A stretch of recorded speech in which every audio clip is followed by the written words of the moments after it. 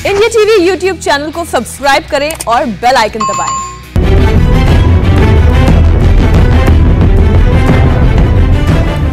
ठीक 3 बजे प्रधानमंत्री आवास पर जम्मू कश्मीर को लेकर सर्वदलीय बैठक शुरू हो जाएगी और बीजेपी के नेता जम्मू कश्मीर भवन से अब निकल चुके हैं। ये खबर आ रही है, आप देख सकते हैं रविंद्र रैना सामने आपको दिखाई दे रहे हैं, कविंद्र गुप्ता वहां पर है उनके साथ।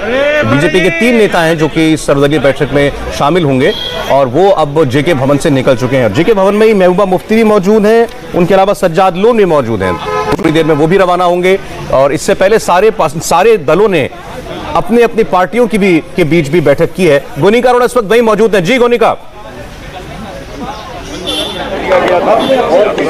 जी बिल्कुल सौरभ, अभी बीजेपी के तीनों नेता रविंद्र रैना, कविंद्र गुप्ता और निर्मल सिंह यहां से निकल गए हैं और प्रधानमंत्री आवास कुछ ही देर में वो पहुंच जाएंगे। अभी फिलहाल अंदर जो इंतजार जिनके निकलने का किया जा रहा है, महबूबा मुफ्ती और सज्जाद लोन है, वो भी इस वक्त अंदर मौजूद है। वो भी अगले कुछ देर में यहाँ से निकल सकते हैं क्योंकि बैठक का वक्त जो है वो अब 3 बजे का है। इसीलिए यही उम्मीद की जा रही थी कि 2:30 बजे के आसपास तमाम जो लोग हैं वो निकलना शुरू हो जाएंगे। और अभी देखें यहाँ से इस वक्त अंदर की झलके आपको दिखा रहे हैं कि 3 बीजेपी के बड़े नेता वो यहाँ से निकल चुके हैं, रविंद्र रैना, कविंद्र गुप्ता।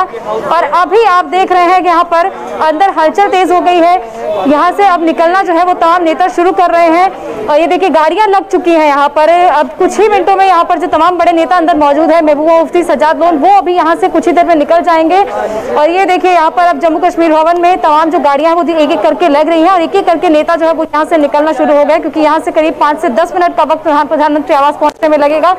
और उसके बाद 3 बजे वो अहम बैठक शुरू होगी जिसका इस वक्त सबको इंतजार है।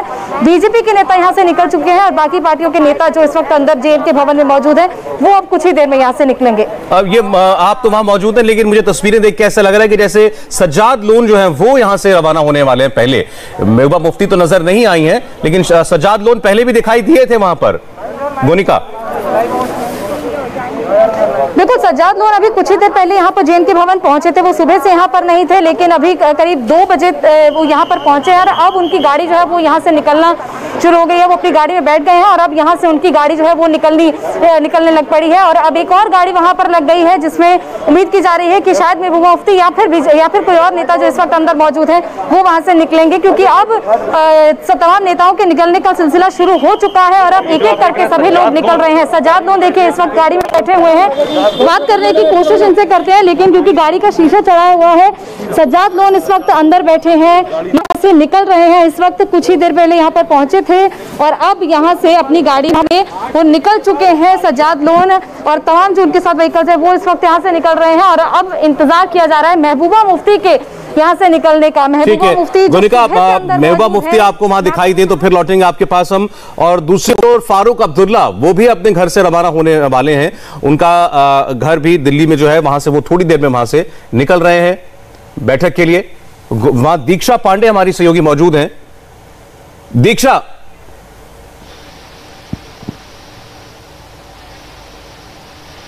सौरभ जी, महज कुछ पल ही बचा है जब जम्मू कश्मीर के पूर्व मुख्यमंत्री दोनों उमर अब्दुल्ला और साथ ही फारूक अब्दुल्ला यहां से निकलने वाले हैं। और तस्वीरें सबसे पहले यहाँ की ताज़ा जो हम आपको दिखा रहे हैं, यहाँ पर गाड़ी उनकी तैयार है और किसी भी वक्त वो यहाँ से मीटिंग के लिए रवाना हो सकते हैं। लेकिन इस मीटिंग से पहले सबसे खास चीज देखने को मिली है कि जो पूर्व मुख्यमंत्री उमर अब्दुल्ला साहब यहाँ पर अपने पिता के आवास पर पहुंचे, यहाँ पर मुलाकात की। जाहिर तौर पर इस पूरे जो सर्वदलीय बैठक है उसको लेकर जरूर यहाँ पर संभवतः यहाँ पर उनका भी संवाद चला होगा। और यहाँ पर देखेंगे अगर आप तो तैयारी पूरी हो चुकी है, किसी भी वक्त रवाना यहाँ पर हो सकते हैं। चर्चा कि पाकिस्तान से भी इस मसले पे बात। अब जब मीटिंग का टाइम शुरू हो रहा है, बेहतर है कि हम अंदर एजेंडा सुने और सारे स्टेक होल्डर्स अंदर क्या बोलेंगे। कांग्रेस अपना मौकूफ बोलेगा, कांग्रेस तो कांग्रेस वाली लैंग्वेज बोलेगा, देश हित वाली लैंग्वेज बोलेगा, जम्मू कश्मीर के लोगों के हित की लैंग्वेज बोलेगा।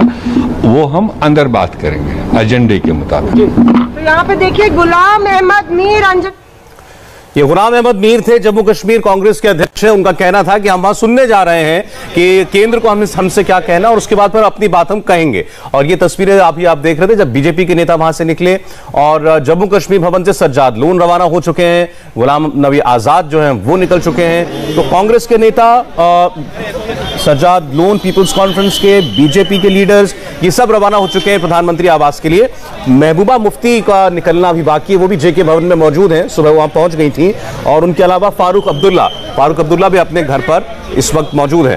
तो बैठक शुरू होने में अब लगभग आधे घंटे का वक्त है और ये भी कोई नहीं जानता कि बैठक कितनी देर चलेगी। एक बार फिर हम दीक्षा पांडे के पास चलेंगे। दीक्षा ने अभी बताया कि वहां काफी देर से फारूक अब्दुल्ला और उमर अब्दुल्ला दोनों मौजूद थे, दोनों के बीच बातचीत हो रही थी। दीक्षा, वहां कुछ हलचल देख पा रही है? लग रहा है कि जल्दी वहां से निकलने वाले हैं फारूक अब्दुल्ला भी? बिल्कुल सौरभ जी, यहाँ पर जिस तरह से हलचल हो रही है उसको देखते हुए यही लग रहा है कि किसी भी पल दोनों जो पूर्व मुख्यमंत्री रहे हैं जम्मू कश्मीर के, वो किसी भी वक्त सर्वदलीय बैठक के लिए यहाँ से रवाना हो सकते हैं। एक बार मैं आपको फिर से अपने सहयोगी से कहूंगी वो कैमरा यहाँ पर ले जाए और दिखाएं जरा। पूरी तैयारी हो चुकी है, गाड़ी यहाँ पर तैयार है और किसी भी वक्त यहाँ से गाड़ी इस मीटिंग के लिए रवाना हो सकती है। आपको ये भी बता दें कि बीते तकरीबन पौने 1 घंटे से यहाँ पर उमर अब्दुल्ला साहब यहाँ पर पहुंचे और यहाँ पर अपने पिता के आवास पर पहुंचे। यहाँ पर जरूर उन्होंने इस सर्वदलीय बैठक से पहले कुछ चर्चा जरूर की होगी और जाहिर तौर पर यहाँ पर देखेंगे, आपको बता दें कि फारूक अब्दुल्ला साहब का जो स्टैंड रहा है इस मीटिंग को लेकर वो बदलता हुआ नजर आ रहा है। जम्मू कश्मीर में रहते हुए जब उन्होंने ये कहा था कि जैसा आर्टिकल 370 को लेकर जो स्टैंड उनका पहले रहा था वही आगे भी रहेगा, लेकिन यहाँ पर महबूबा मुफ्ती के उस बयान पर जिस पर उन्होंने कहा कि पाकिस्तान से बात की जानी चाहिए, उस पर उन्होंने पल्ला झाड़ते हुए कहा कि पहले वो सबसे पहले अपने वतन की बात करेंगे। तो जाहिर तौर पर कहीं ना कहीं उनका जो रुख रहने वाला इस मीटिंग को लेकर, ये उम्मीद की जा रही कहीं ना कहीं वो सहयोगात्मक होने वाला है। और एक बार फिर से हम आपको यहाँ पर तस्वीर दिखा रहे हैं, तैयारी पूरी है और महज आधे घंटे बचे हुए इस मीटिंग के शुरू होने में, तो ऐसे में जाहिर तौर पर किसी ना किसी वक्त यहाँ पर जरूर निकल सकते हैं। अभी देखिए गाड़ी पर बैठने की तैयारी जरूर चल रही है, जो यहाँ पर स्कॉट की जाने वाली गाड़ी है वो भी यहाँ पर मौजूद है। सुरक्षा कर्मी बाकायदा यहाँ पर खड़े हुए तैयार है और साथ ही गाड़ी यहाँ पर किसी भी वक्त उमर, ठीक है दीक्षा, ये फारूक अब्दुल्ला के घर की तस्वीर दीक्षा पांडे आपको दिखा रही हैं, वो भी किसी भी वक्त निकल सकते हैं। इस मीटिंग को लेकर सकारात्मक रुख दिखाया है। फारूक अब्दुल्ला दरअसल उस ग्रुप के प्रमुख हैं जिसको गुपकार अलायंस कहा जाता है, जिसमें सारे क्षेत्रीय दल कश्मीर के शामिल हैं और उन्होंने इस बैठक में आने से पहले अपनी मुलाकातें भी की और उसके बाद तय हुआ कि हम खुले दिल से सुनना चाहिए कि केंद्र क्या कहना चाहता है।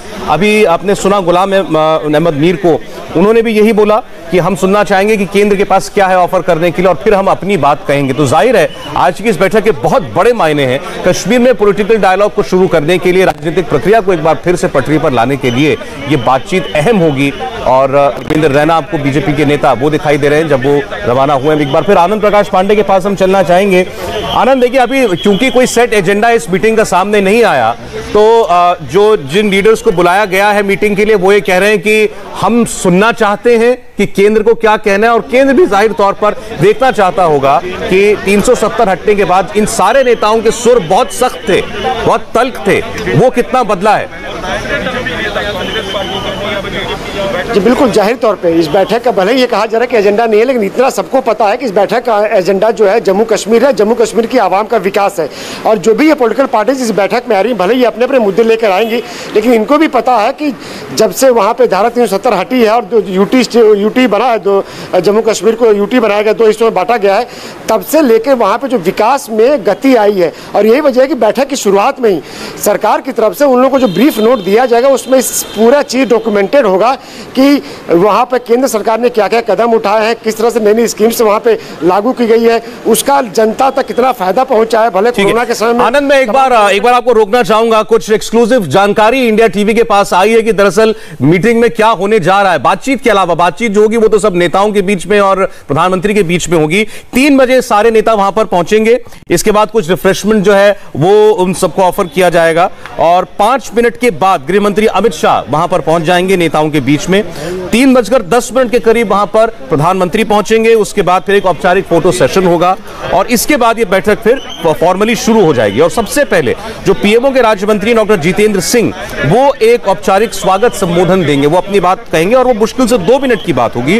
और उसके बाद जो नेता बुलाए गए हैं बैठक में, 14 नेता, ये एक एक करके बोलना इनका शुरू होगा और फारूक अब्दुल्ला को सबसे पहले मौका दिया जाएगा बोलने का। इस बीच तस्वीरों में देखेंगे आप, महबूबा मुफ्ती भी जो है वो रवाना हो रही हैं बैठक के लिए। वो जेके भवन में महबूबा मुफ्ती सामने नजर आ रही है। सबसे ज्यादा तीखे बोल महबूबा मुफ्ती के दिखाई सुने हैं हमने जब से 370 कश्मीर से हटी है। बहरहाल फारूक अब्दुल्ला को सबसे पहले मौका दिया जाएगा। गोनिका कुछ कहना चाह रही है, वहां से गोनिका की बात सुन ले पहले। गोनिका और अब कुछ ही मिनटों में महबूबा मुफ्ती प्रधानमंत्री आवास पहुंच जाएंगी, जहां पर वो अहम बैठक होगी जिसका सभी को इंतजार था। जम्मू कश्मीर के सभी दलों की बैठक, महबूबा मुफ्ती जिनके निकलने का इंतजार था वो यहां से निकल चुकी है। इसके अलावा सज्जाद लोन कुछ देर पहले और बीजेपी के 3 बड़े नेता रविंद्र रैना, कविंद्र गुप्ता और निर्मल सिंह भी यहां से निकल चुके हैं। और अब फिलहाल अगर कहें तो अंदर जम्मू कश्मीर का कोई बड़ा नेता नहीं है जो कि इस बैठक में शामिल होने वाला है। महबूबा मुफ्ती जिनके निकलने का इंतजार था वो इस वक्त यहाँ से निकल चुकी है जम्मू कश्मीर भवन से। ठीक है गोनिका। देवेंद्र पराशर इस वक्त हमारे साथ जुड़ गए, हमारे सहयोगी। देवेंद्र, कुछ तो एक स्ट्रक्चर पता चला है कि बैठक किस तरीके से आगे बढ़ेगी, और यह पता चला कि सबसे पहले फारूक अब्दुल्ला को बोलने का मौका दिया जाएगा। सबसे वरिष्ठ नेता जम्मू कश्मीर के इस वक्त वही हैं।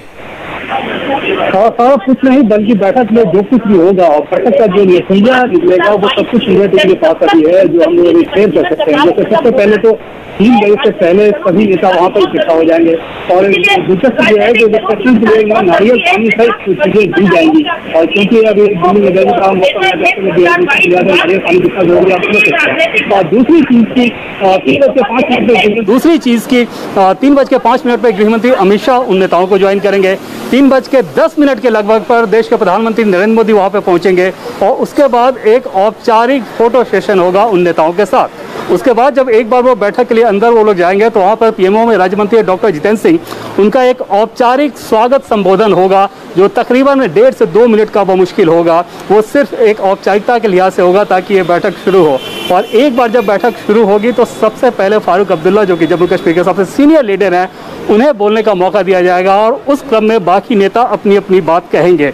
जब नेता अपनी बात कह लेंगे तो गृहमंत्री अमित शाह उन नेताओं के द्वारा जम्मू कश्मीर को लेकर जो कुछ भी सवाल खड़े किए जाएंगे उनमें से जो महत्वपूर्ण सवाल होंगे उसका जवाब दिया जाएगा। इसके अलावा जम्मू कश्मीर में जो डेवलपमेंट वर्क हुआ है उन सारी चीज़ों का भी बुकलेट वहाँ पे तैयार है। अगर कोई नेता वो लेना चाहे, हालांकि केंद्र सरकार का मानना है कि वो लेना नहीं चाहेंगे, वो डिटेल्स भी उन्हें मुहैया करा दी जाएगी।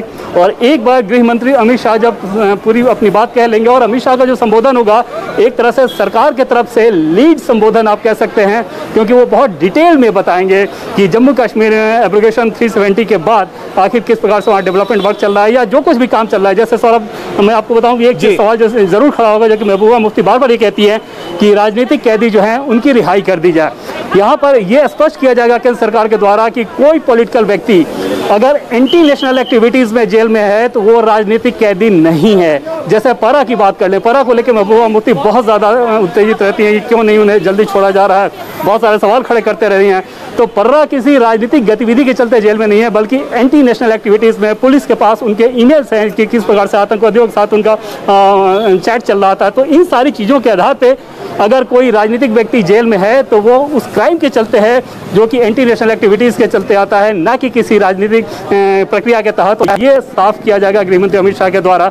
और इसके अलावा जो भी डेवलपमेंट वर्क वहाँ पे हो रहे हैं उनके बारे में डिटेल्स में बताया जाएगा। आखिर में जो संबोधन होगा वो प्रधानमंत्री मोदी का संबोधन होगा। प्रधानमंत्री मोदी का संबोधन बहुत ज़्यादा विस्तार से नहीं होगा, बहुत लंबा चौड़ा नहीं होगा, क्योंकि पीएम आज सुनना ज़्यादा चाहते हैं। उनका जो संबोधन होगा मुख्यतः इस चीज़ के इर्द गिर्द होगा, देश का संविधान, देश की राष्ट्रीयता, विकास, इन सारी चीजों में एक दार्शनिक अंदाज में उनका संबोधन ज्यादा होगा। जो पॉलिटिकल क्वेश्चन खड़े किए जाएंगे वो गृहमंत्री अमित शाह उसका जवाब देंगे। ठीक है जी, ठीक है देवेंद्र, ठीक है, आपने जानकारी दी है, फिर दर्शकों को बता दें देवेंद्र पराशर कैसे ये बैठक बढ़ेगी आगे, उसकी पूरी डिटेल्स आपको दे रहे हैं, एक्सक्लूसिव डिटेल्स।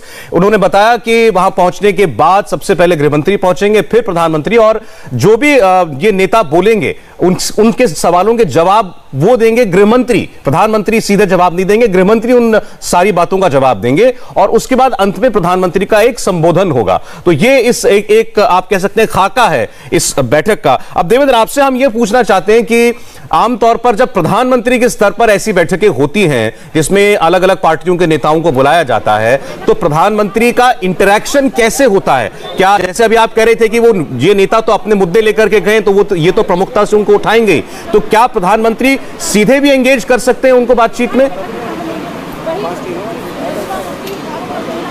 और इसकी संभावना बहुत कम है, क्योंकि जब नेता अपनी अपनी बात कह रहे होंगे तो उसमें प्रधानमंत्री सिर्फ सुनेंगे, और क्योंकि ये सर्वदलीय बैठक है तो इसमें सभी दल के लोग अपनी बात कहेंगे। जैसे अगर नेशनल कॉन्फ्रेंस या पीडीपी के लोग अपनी बात कहेंगे तो बीजेपी के लोग उसका दूसरा पक्ष वहीं पर प्रस्तुत कर देंगे बीजेपी नेता के तौर पर, और उसके बाद केंद्र सरकार की तरफ से गृह मंत्री अमित शाह उस स्थिति को स्पष्ट कर देंगे। तो जाहिर तौर पर प्रधानमंत्री के लिए ये नौबत नहीं आने जा रही है। जो हमारे सोर्सेज हो ये हमें बता रहे हैं कि उन्हें किसी चीज़ को लेकर कोई स्पष्टीकरण या क्लैरिफिकेशन देना पड़े, बल्कि उसके लिए गृह मंत्री अमित शाह वहाँ पे मौजूद हैं, जो कि तथ्यों के साथ सारी बात को रखेंगे। और एक उदाहरण के तौर पे मैंने आपको बताया कि जो एक प्रमुख मुद्दा रहने वाला है उसको लेकर, राजनीतिक बंदियों को लेकर जो महबूबा बार बार इस बात को कहती हैं, अगर वो इस बैठक में उठाती हैं। और आपने देखा कि यहाँ आने से पहले भी जम्मू कश्मीर में बहुत ज़्यादा हलचल थी, और नईम अख्तर जो कि पीडीपी की सरकार में मंत्री रहे थे, उनकी जो नज़रबंदी की जा रही थी वो नज़रबंदी हटाई गई, और ऐसा माना गया कि शायद महबूबा मुफ्ती ने दिल्ली आने के लिए एक शर्त के तौर पर शायद उस चीज़ को कहा हो। दूसरी चीज़ की पर्रा जो कि उनके यूथ विंग के प्रेसिडेंट हैं, उनको श्रीनगर से जम्मू भेजा गया था और वापस जम्मू से श्रीनगर जेल ट्रांसफ़र किया गया, उसमें भी ऐसा माना गया कि शायद महबूबा की दिल्ली आने की शर्त हो। तो एक तरह से कोशिश ये की गई है कि जब वहाँ पर जम्मू कश्मीर के नेता पहुँचे इस बैठक में तो तथ्यों के आधार पर बातचीत हो। हालांकि वो नेता तथ्यों के आधार पर कितना बातचीत करेंगे सौरभ, ये पहले उनके बयान, लेकिन अभी जो भी एक फ्लो आपने समझाया इस बैठक का रहेगा, उससे एक चीज का जवाब मिल गया देवेंद्र, क्योंकि यह समझ में नहीं आ रहा था कि केंद्र या प्रधानमंत्री, गृह मंत्री कुछ सुनाना चाहते हैं, बताना चाहते हैं इन नेताओं को, या इनसे सुनना चाहते हैं। तो आपने भी इसका स्ट्रक्चर बताया कि पहले ये लोग नेता अपनी बात कहेंगे, सारे दलों के नेता अपनी बात कहेंगे, उसके बाद केंद्र सरकार की तरफ से गृह मंत्री बोलेंगे। तो ये ऐसा लग रहा है कि इन सारे दलों की बात सुनी जाए, ये ज्यादा मंशा है, बजाय इसके कि केंद्र की तरफ से कुछ उनको कोई जानकारी देना या उनको कोई निर्देश देना। जी हाँ, बिल्कुल सौरभ, और इनकी बात सुनने के बाद इनकी जो शंका है, जो भ्रम है, उसे केंद्र सरकार दूर करेगी। और इसके पीछे वजह यह है कि जम्मू कश्मीर को लेकर एब्रोगेशन ऑफ 370 के बाद केंद्र सरकार की जो एक नीति है वो एक कंटिन्यूअस प्रोसेस के तहत वो नीति आगे बढ़ रही है। ऐसा कुछ भी नहीं हुआ है जो अचानक बदला हो, अचानक बदलने वाला हो, रातों रात बदलने वाला, ऐसा बिल्कुल नहीं है। डिलिमिटेशन प्रोसेस, उसका काम ऑलरेडी, डिलिमिटेशन कमीशन का काम ऑलरेडी चल रहा है। और फरवरी में पिछली जो बैठक हुई थी, कमीशन के जो एसोसिएट मेंबर हैं नेशनल कॉन्फ्रेंस के 3 सांसद, वो उस बैठक से गैर हाजिर रहे थे। अब इसके संकेत मिल रहे हैं कि नेशनल कॉन्फ्रेंस के लोग उस बैठक में शिरकत कर सकते हैं। दूसरी चीज़ की पहले ही ये साफ किया जा चुका है, देश के प्रधानमंत्री नरेंद्र मोदी लाल किले की प्राचीर से इस बात को साफ कर चुके हैं कि एक बार जब समय आएगा उचित समय पे तो जम्मू कश्मीर में विधानसभा चुनाव होगा। डिलिमिटेशन के बाद वो विधानसभा चुनाव होगा, ये ऑलरेडी केंद्र सरकार की नीति है, उस पर काम किया जा रहा है। तीसरी चीज़ की स्टेटहुड को लेकर भी गृह मंत्री अमित शाह पार्लियामेंट में बोल चुके हैं कि यूटी कोई परमानेंट स्टेटस नहीं है। हालांकि सौरभ, उस पर जो हमारे टॉप सोर्सेज है उनका ये कहना है कि स्टेटहुड अभी कहीं से अंडर कंसिडरेशन नहीं है। अभी जो अंडर कंसिडरेशन है वो डिलिमिटेशन का जो प्रोसेस चल रहा है, उसमें बाकी मैं आपको एक बार रोक रहा हूं। आप देवेंद्र, आपने बड़ी बात बताई। बीच में मैं भी एक इंफॉर्मेशन दे दूं कि गृह मंत्री अमित शाह भी इस बैठक में शामिल होने के लिए वो निकल चुके हैं, तो सभी नेता वहां पहुंच जाएंगे। और जैसा अभी देवेंद्र आपको बता रहे थे कि 3 बजे से पहले सारे नेता वहां मौजूद होंगे और उसके बाद सबसे पहले वहां पर गृह मंत्री अमित शाह ही पहुंचेंगे। अभी आपने कहा कि आपके सोर्सेज ने बता दिया कि इस बैठक में कम से कम ये सवाल, ये बात कहीं से नहीं होने जा रही कि स्टेटहुड जो है वो पूरी तरीके से रिस्टोर कर दिया जाएगा, वो समय अभी नहीं आया है। देवेंद्र, निश्चित तौर पे नहीं सौरभ, और अभी अगर अगले साल 1.5 साल की भी आप बात करें तो उसमें स्टेटहुड को लेकर अभी केंद्र सरकार के स्तर पे कोई भी वो मसला अंडर कंसिडरेशन नहीं है। और ऐसा इसलिए भी है कि सिर्फ जम्मू कश्मीर के लिए क्यों, फिर लद्दाख के लिए स्टेटहुड क्यों नहीं, लद्दाख के लोग भी हमेशा से इस बात की मांग करते रहे, तो वो केंद्र सरकार के विचार में अभी नहीं है। अभी जो प्रायोरिटी है वो जम्मू कश्मीर में जो डिलिमिटेशन कमीशन का काम चल रहा है वो सही समय पर पूरा हो। और वो काम भी सौरभ इतना आसान नहीं है। बहुत सारे रिपोर्ट आप देख रहे होंगे कि अगले कुछ महीनों के अंदर डिलिमिटेशन कमीशन अपनी रिपोर्ट दे देगी, जो कि हकीकत से कोसों दूर है। डिलिमिटेशन कमीशन को के लिए ये बहुत अहम रहेगा इस बार कि शेड्यूल्ड ट्राइब का रिजर्वेशन, जो कि जम्मू कश्मीर में नहीं है, शेड्यूल्ड कास्ट का रिजर्वेशन ऑलरेडी वहां पे है लेकिन शेड्यूल्ड ट्राइब का नहीं है। और ऐसे में ये कमीशन इस बार शेड्यूल्ड ट्राइब के लिए भी रिजर्वेशन करेगा। शेड्यूल्ड ट्राइब के रिजर्वेशन के लिए उसमें ज्यादा अहम रहेगा कि एक बार राज्य सरकार की रिपोर्ट जातियों की पहचान के आधार पर कमीशन को मिल जाए और फिर उसके आधार। देवेंद्र, मैं रोकता हूं, आपको आता हूं आपके पास थोड़ी देर में। फिर इस वक्त गुलाम नबी आजाद भी निकल रहे हैं अपने घर से, विजय लक्ष्मी वहां मौजूद हैं। विजय लक्ष्मी, इसलिए कांग्रेस पार्टी ने कोई ऑफिशियल स्टेटमेंट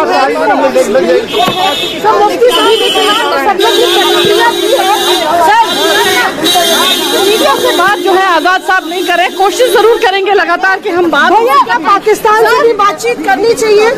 गुलाम नबी आजाद अभी यहाँ से निकल गए हैं, हालांकि मीडिया से कोई बात उन्होंने नहीं की है। बहरहाल कांग्रेस पार्टी जो है वो रिस्टोरेशन ऑफ स्टेटहुड की मांग कर रही है और जल्द चुनाव की मांग भी कांग्रेस पार्टी की तरफ से की जा रही है। तो अभी गुलाम नबी आजाद यहाँ से निकल गए हैं अपने घर से और यहाँ से सीधा जाएंगे 7 लोक कल्याण मार्ग, जहाँ पर यह अहम बैठक होगी। कांग्रेस पार्टी की तरफ से गुलाम नबी आजाद, गुलाम अहमद मीर और तारा चंद जो है वो पार्टी का स्टैंड इस मीटिंग में रखेंगे। तमाम मुद्दों पर चर्चा होगी। इस मीटिंग में कांग्रेस पार्टी का कहना था कि क्योंकि कोई ब्रीफ उनको नहीं दिया गया है कि क्या मुद्दे होंगे, लेकिन कुछ मुद्दे हैं जिन पर कांग्रेस अपना स्टैंड पहले ही क्लियर कर चुकी है, जिसमें से स्टेटहुड का मुद्दा है, जल्द चुनाव राज्य में कराए जाएं, ये एक मुद्दा है जिसको कांग्रेस पार्टी आज की मीटिंग में उठाएगी। बहरहाल आजाद साहब यहां से निकल गए हैं। ज्यादा स्पष्टता कांग्रेस पार्टी विजय लक्ष्मी आपने बताया, हमने तस्वीरों में देखा गुलाम नबी आजाद भी रवाना हो गए और कांग्रेस पार्टी ये पहले ही कह चुकी है, गुलाम अहमद मीर कह चुके हैं कि उनका जो प्रमुख मुद्दा रहेगा वो होगा कि फिर से पूर्ण राज्य का दर्जा वो जम्मू कश्मीर को दिया जाए। 370 की बात कांग्रेस पार्टी फिलहाल नहीं कर रही है। अब एक बार फिर हम देवेंद्र पराशर के पास जाना चाहेंगे। देवेंद्र, देखिए मोटे मोटे मुद्दे पूरी दुनिया जानती है जम्मू कश्मीर के क्या है। 370-35 है जो नॉन नेगोशिएबल है। मुझे लगा अगर कोई बात उठाएगा भी तो उसका जवाब भी पहले से मालूम है। अरे इस वक्त फारूक अब्दुल्ला भी निकल रहे हैं। फारूक अब्दुल्ला और उमर अब्दुल्ला दोनों जो हैं वो भी अपने घर से इस वक्त निकलते हुए आपको दिखाई दे रहे हैं। ये फारूक अब्दुल्ला का आवास है दिल्ली का। यहाँ से फारूक अब्दुल्ला और उमर अब्दुल्ला दोनों रवाना हो रहे हैं। आप देख सकते हैं अगली सीट पर बैठे हुए उमर अब्दुल्ला और पीछे फारूक अब्दुल्ला। दीक्षा पांडे के पास चलेंगे। दीक्षा, फारूक साहब के लिए पूछिए, उनका कॉल था। चलिए, फारूक अब्दुल्ला भी रवाना हो गए। इसके साथ ही अब सारे नेता जो हैं वो अब इस मीटिंग के लिए रवाना हो चुके हैं। वक्त भी आप देखें 15 मिनट का कुछ करीब वक्त बाकी है बैठक शुरू होने में और ऐसी बैठकें बिल्कुल वक्त पर ही शुरू होती हैं। तो 3 बजे का समय दिया गया। उससे पहले सारे नेता पीएम आवास पर 7 लोक कल्याण मार्ग पर वो पहुंच जाएंगे। तो अंत में सबसे फारूक अब्दुल्ला निकलते हुए दिखाई दिए हैं और ये बैठक फिर अब थोड़ी देर में शुरू होगी। देवेंद्र के पास हम चलेंगे एक बार फिर। देवेंद्र, मैं आपसे कह रहा था कि 370-35 पर बात हो नहीं सकती। महबूबा मुफ्ती जरूर इस सवाल को उठा सकती हैं। तो पूर्ण राज्य की मांग और राज्य में चुनाव, ये 2 ऐसी बातें हैं जिन पर शायद ये दल जो है कुछ क्लैरिटी चाहेंगे। और पहली बात कि राज्य में जो चुनाव है वो तय है और उसमें केंद्र सरकार की तरफ से आप देखें तो कश्मीर में जो डेमोक्रेटिक प्रोसेस की बात, बहुत सारे लोग ये कहते हैं कि प्रोसेस शुरू होना चाहिए और केंद्र सरकार की तरफ से हमें ये बताया जाता है कि वो प्रोसेस ऑलरेडी चल रहा है। और अगर आप देखें तो वाकई में जो लोकतंत्र का मूल तत्व होता है, पंचायत इलेक्शन, डीडीसी का इलेक्शन वहाँ पे जम्मू कश्मीर में हुआ, न सिर्फ इलेक्शन हुआ बल्कि पंचायत, ब्लॉक और डिस्ट्रिक्ट तीनों लेवल पे उनके प्लान और जो बजट था उससे अप्रूव कर दिया गया है। ऑलरेडी वो काम कर रहे हैं। उसका दूसरा प्रोसेस ये था कि विधानसभा चुनाव कराया जाए, लेकिन विधानसभा चुनाव तब कराया जाए जब डिलिमिटेशन का काम पूरा हो जाए। और डिलिमिटेशन सौरभ, इसमें संख्या के लिहाज से कोई बहुत फर्क नहीं पड़ने वाला है, महज 7 सीटें पड़ने वाली हैं। लेकिन जो रिजर्वेशन होगा शेड्यूल्ड ट्राइब का, वो निश्चित तौर पे एक पॉलिटिकल बोर्ड ऑफ कंटेंशन आप कह सकते हैं सौरभ, इस लिहाज से कि शेड्यूल्ड ट्राइब की बड़ी आबादी कश्मीर वैली में रहती है और अभी तक शेड्यूल्ड ट्राइब को जम्मू कश्मीर में रिजर्वेशन नहीं था। वो इस लिहाज से नहीं था क्योंकि जम्मू कश्मीर में देश का संविधान लागू नहीं था। जम्मू कश्मीर अपने हिसाब से शेड्यूल्ड कास्ट का तो रिजर्वेशन था, 7 सीटें उनके लिए अच्छी थी, लेकिन शेड्यूल्ड ट्राइब को वो नहीं देते थे। डिलिमिटेशन कमीशन के बाद माना जा रहा है कि तकरीबन 11 सीटें शेड्यूल्ड ट्राइब को दी जा सकती है और वो सीटें मुख्यतः कश्मीर में पड़ेगी। वहाँ पे उन दलों के लिए एक मुश्किल स्थिति हो सकती है कि कैसे उसे वो स्वीकार है। और एक बार जब डिलिमिटेशन कमीशन का काम पूरा हो जाएगा, वो रिपोर्ट स्वीकार कर ली जाएगी, तो उसके बाद निश्चित तौर पर विधानसभा चुनाव कराया जाना है।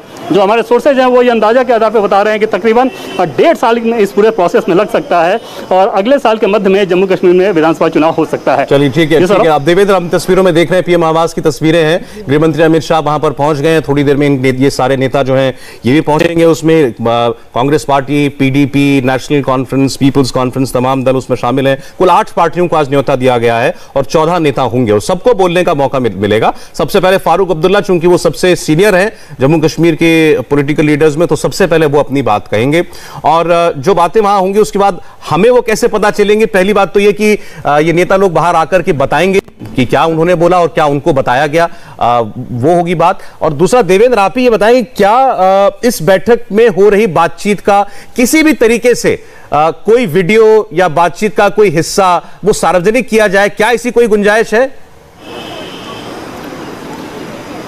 और सरकार की तरफ से वीडियो की तो अभी कोई संभावना या कोई संकेत नहीं है। टेक्स्ट मैसेज का, टेक्स्ट प्रेस रिलीज की ज़रूर संभावना है और सरकार के स्तर पर इस बाबत मंथन हुआ था, क्योंकि सरकार को भी भली भांति मालूम है कि एनसी और पीडीपी जैसे दल यहाँ आकर बैठक में क्या कुछ कहेंगे और बैठक में बाहर निकल के जाने के बाद क्या कुछ कहेंगे। उन्हें ये पता है, उनको पता है कि ये सिर्फ बातचीत करने के लिए नहीं आ रहे हैं, बल्कि अपने एजेंडे को प्रोपेगेट करने के लिए ज़्यादा आ रहे हैं। और उस स्थिति में ये केंद्र सरकार के ऊपर भी ये दबाव था कि कैसे सही बात को पहुँचाया जाए। उसके हिसाब से जो हमारे सोर्स हैं वो ये बता रहे हैं कि संभव है कि एक प्रेस स्टेटमेंट जारी किया जाए।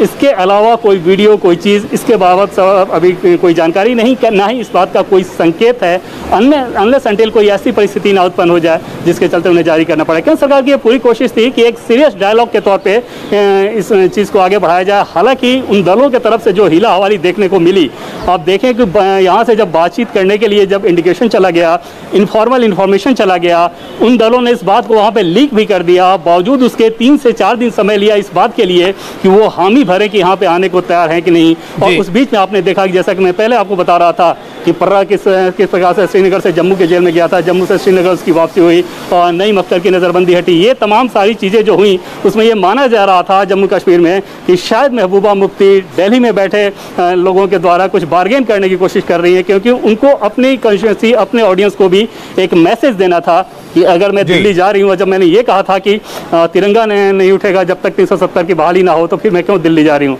तो इन सारी पृष्ठभूमि में अगर ये बातचीत हो रही है तो आप अंदाजा लगा सकते हैं कि दोनों तरफ। देवेंद्र, ये बात और बताइए कि आमतौर पर ये आम ऐसा समझा जाता है कि जब कोई ऐसी बहुत बड़ी एक्सरसाइज होती है और कश्मीर जैसे राज्य को लेकर सर्वदलीय बैठक होना, तो इसके पीछे कोई बैकएंड चैनल भी खोले जाते हैं। इन पॉलिटिकल पार्टी से पहले शायद किसी और ने बात की हो, इनका मूड जांचा हो कि क्या ये वक्त सही है कि इनके साथ प्रधानमंत्री के स्तर पर एक डायलॉग की शुरुआत की जाए। तो क्या ऐसी कोई प्रक्रिया भी हुई थी या सीधे इनको न्योता दे दिया गया?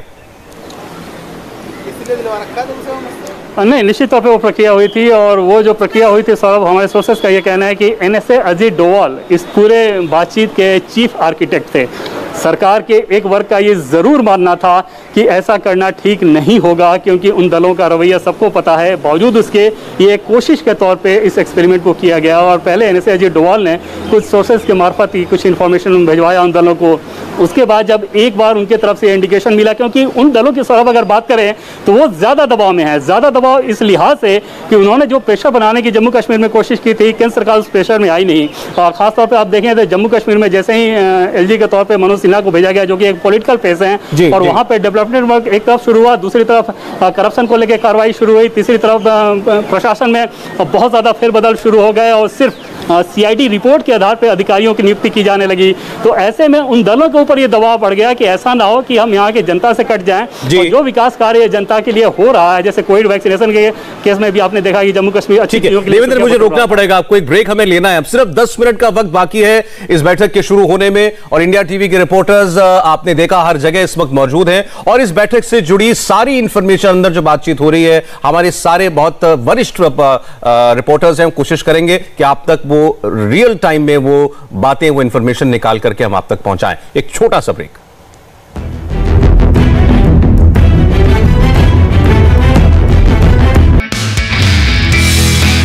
नमस्ते, मैं हूं मीनाक्षी जोशी। वीडियो और खबरों से अपडेट रहने के लिए India TV YouTube channel subscribe करें, बेल आइकन दबाना ना भूलें। जुड़े रहें इंडिया टीवी के साथ।